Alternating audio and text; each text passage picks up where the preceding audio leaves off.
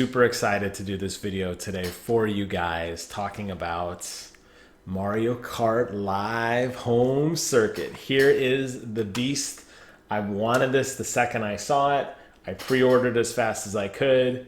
So excited I got it today. FedEx didn't let me down too bad. I got it about 6 p.m.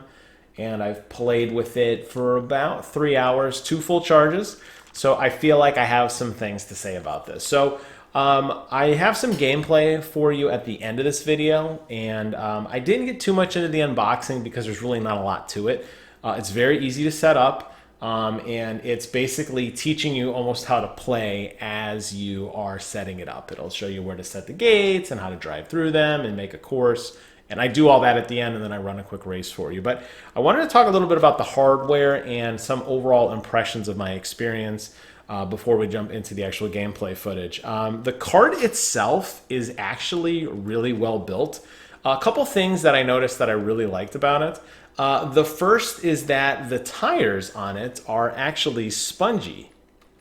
They actually have some nice feel to them. And I had thought maybe the cart would be like hard tires. I've seen people doing reviews on carpet, or in my case, I have wood flooring or tile. I was afraid they would slip depending on the surface, but this rubber has a really nice grip to it. And honestly, this thing doesn't slide. Now, it's not a race car, okay? It doesn't actually go all that fast. There are different CC cups, just like in Mario Kart. When you do get up to the faster cups and you hit a boost, it's got a pretty good kick to it. But if you have a nice open layout like I did, it's really not too unmanageable, and you're gonna have fun with it no matter what.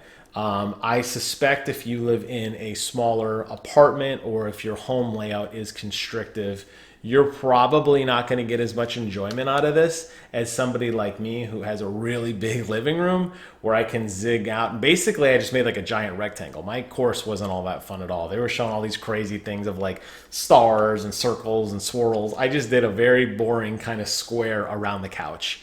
So that's one thing I wanted to mention. So build quality is really nice. It holds about an hour and a half charge. It lets you know when you're playing. There's actually an indicator on the screen to indicate to you how fast, or one, your signal strength, and then how much battery remains, which is cool. You charge it via a USB connector on the side, which when you're not using, you put down, and it is nice. It looks just like the other side. You can't tell there's this big gaudy thing. There's a big blue light in the back that blinks. You obviously can't see it because it's off right now. That will blink when you are connected, and then a red light when you're going in reverse, which you probably wouldn't really notice unless you're looking down at it. Mario is completely rigid. He doesn't turn his little hands with the wheel. Obviously, the wheels turn. And it has some nice, like I said, it's got some decent acceleration to it. It's not like the fastest thing in the world, but it's fun enough, and you're gonna find fun ways to play with it. In terms of the overall feel of it, it handles exceptionally well. The fact that it uses, I'm guessing, Bluetooth technology to connect from the camera to your Switch means you need to be close to your Switch. If you're like me and you want to dock it on your TV, that's fine. But the race has to be close to the cart has to be close to the physical Switch. It does not connect wirelessly. I wasn't clear about that. The marketing material did not make it clear. I realized that very quickly. What you're gonna find works best is playing in an undocked mode, sitting in the center of your course. So wherever you are, if you're like in my case, you want to make a loop around the couch, sit on the couch and make the loop around the couch. It doesn't work well when you get a very far range away. The cart will still respond to your commands, but you won't see it. The screen will start to get jittery. It will hiccup. As a matter of fact, even in my gameplay, there is a slight hiccup in a few places, and I was still relatively close. So there is some light stability issues, but it's nothing that's earth-shattering. It's nothing that's going to totally, break the experience. I found that going through a wall obviously makes it significantly worse. And even in the instance of a couch, if I was sitting on the couch and I was holding it up a little bit higher than down, I found that made a difference too. So you'll see in my video at the end, I actually have cables draped over the course because I wanted to dock it and capture it on my Elgato. So I actually have my switch sitting in the middle of the floor with all these HDMI and USB cables connecting to the television. Obviously, that's not practical for everyday use, but it worked exceptionally well, and I had a blast doing it. In terms of the overall mechanics of the game, you're going to be able to make tracks. You're going to race against other bots, which are all the Koopa Kids from Super Mario Bros. 3. You're going to be able to pick up coins. You're going to be able to pick up items. You're going to be able to drift. Drifting is interesting. What drifting does is, since this is augmented reality, where it overlays reality on top of your living room or whatever, when you're drifting, the game will actually look like it's drifting. So what will happen is your little cart, in real life, the wheels will lock in whatever place you're going. So let's say you're going around a turn like this and you start drifting. You will drift. You will still be able to maneuver your car a little bit in the game, but in reality, your car wheel is locked. And when you complete your drift and let go, it will give you a boost of speed, just like in Mario Kart. The cart, unfortunately, doesn't hop. There's no spring mechanism which launches the car in the air or anything like that. But you will be able to drift. If you get hit, you'll just stop. You just completely stop in augmented reality and in real life. Your car just comes to a complete stop. There'll be different status effects, whether you get hit by a shell to look like an explosion or something hits you, you freeze, whatever. But you just come to a stop. Most of the time, you're not going to be looking at the car. The car is just a vessel in order to transport you into augmented reality. I found very infrequently when the car was driving past me on the couch that I take my eyes off of the screen to look down at my car and then look back at my television. That's probably not going to happen. So in that sense, I appreciate that they made it actually look like a car, and it looks like the Mario Kart. You could have not had the Mario Kart. You could have had just a box with a camera on it, and you probably wouldn't notice the difference. I'll be very intrigued to see if people figure out how this thing works and to homebrew it, maybe to put that camera on a different piece of technology or to beef up the motor or do something crazy to it. I suspect that's coming. But the cart itself doesn't matter. It doesn't. You are solely looking at your television the entire time because you're looking at power-ups and you're navigating the course and everything like that. In terms of course level and the course design, you have to go through the gates. Very simple. Going on or off the track doesn't matter. That was something I was curious about, if your speed would slow down or if you would lose momentum. No. The track is a suggestion. The track is what the AI will follow. If you want to be sneaky and you want to make a gate way out somewhere and then have some like really crazy corner cut, you could totally do that and bypass everything, and you're going to beat the computer every single time. There's no penalty for going off the course. As a matter of fact, the course tends to shift slightly depending on where the augmented reality thinks where it is. I found in a couple instances the course had shifted over so much that the course thought I was actually supposed to drive through the wall, which obviously I couldn't. You're going to find that happens a lot. You're also going to find that the gates are static, which is nice. The augmented reality, which overlays on the gate, so whether it's like a castle or something that it sees and it replaces the gate. The draw distance isn't very, very good, so you'll notice on my race, I'm driving towards the gate. The camera picks up the regular, boring-looking piece of cardboard, and then it gets to a certain range, maybe 3 to 4 feet, and then suddenly the augmented reality pops in, and it looks like a castle or a boo or whatever. So keep that in mind as well. There's a lot of overlays you can put into this game. Different costumes for Mario, different carts for Mario, different horns. You're going to be able to have different effects, whether it's raining or boos, like a haunted mansion, so it's like blue, or like an overlay of like purple, misty kind of looking stuff. There's a lot of different like layouts, and what the layouts will do, obviously, it changes the gate. It will change also the terrain around you too. There'll be things you drive over, whether they're mushrooms growing out of the grass, whether they're coins, whether they're boos that you hit and it slows down your car, or rain or lightning, that kind of thing.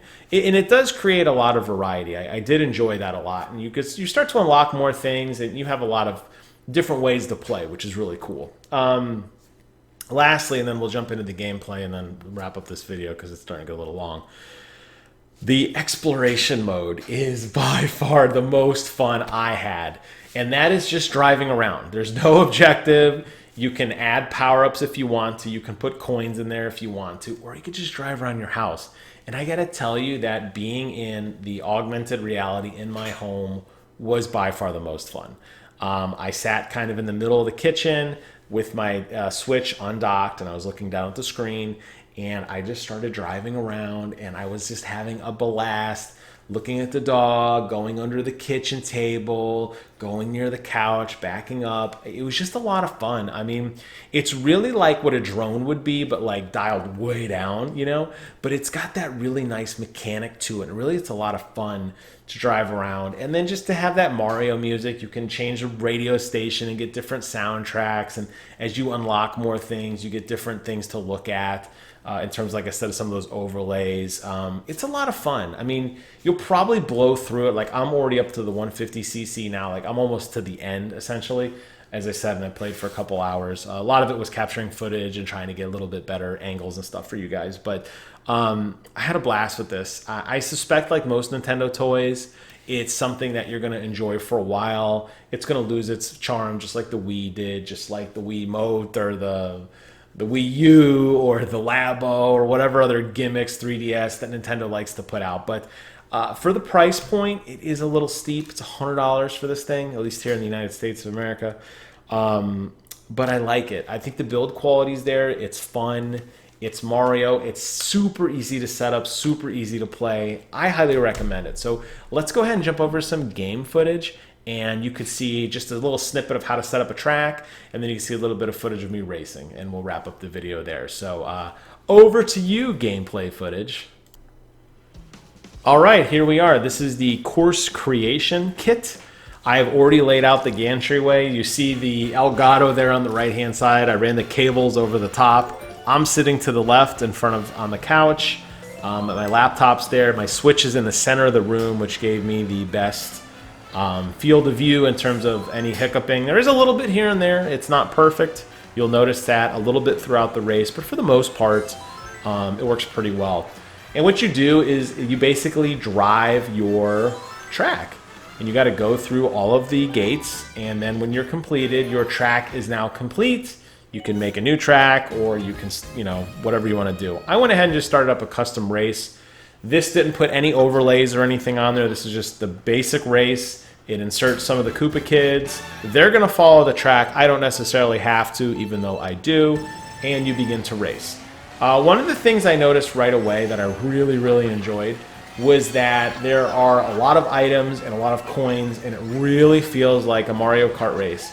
The fact that you're in your own living room is so much fun. And you'll notice as well, you don't actually see the cart at all. The physical cart that I am navigating, it's completely overlaid with AR. You don't even see it. Mario's got a cowboy hat on. The tires look different. Everything's different.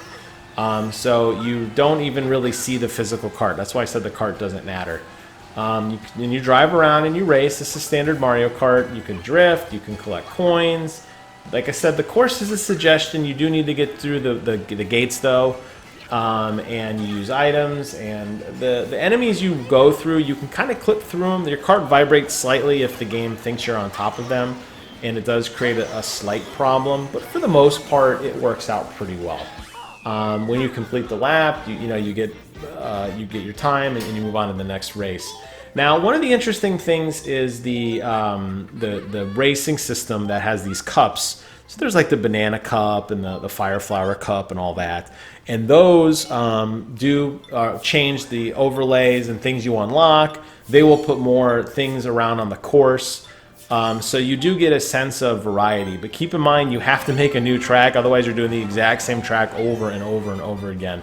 So it's going to require you to be somewhat creative unless you don't mind and you find like a course that works for you. This is just a nice big looping circle. I didn't get too creative, but I could have done a figure eight around the column there to the right, or I could have looped through the kitchen a little bit more. It's kind of up to you and how crazy you want to get. Keep in mind, it is limiting by how far you are physically sitting away from your Nintendo Switch console.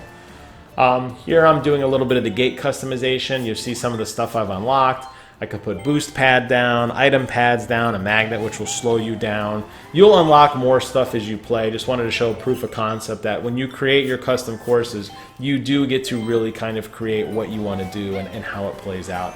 And then when you're done, if you've kind of felt like you're in a good place, you could play.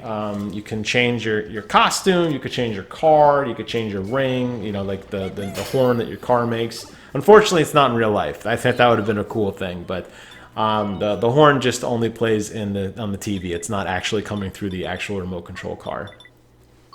Then when you're done, you select if you want to do what kind of race you want to do, what overlay, what kind of speed. A lot of customization. Here I'm just showing off one of the things I unlocked to give it more like a snow effect. And I just did a time trial, so it was just me basically against myself, driving around, exploring, having fun. And I love this. You'll notice too on some of these levels, particularly with this one, there's these little tornadoes that appear. If you hit the tornado, a lot of times your car will either stop or it will veer wildly in one direction or another. You lose total control of the car at this point, which I like.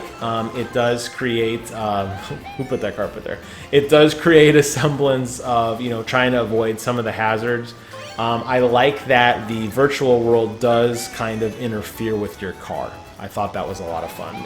It does create a lot more augmented reality feeling, and you do feel punished. So, highly recommend this game. I loved it. I can't get enough of it. I will definitely be doing more videos and more courses soon. The sky's the limit on the creativity, but if you're a fan of Mario Kart and you have the space to put this thing out, I highly recommend it. I think you're going to have a lot of fun with it, and I think just that drone-esque feeling really just sets it home. So that's it for this video. Thank you guys so much for watching. Take care of yourselves, and until next time, I will see you guys on the other side.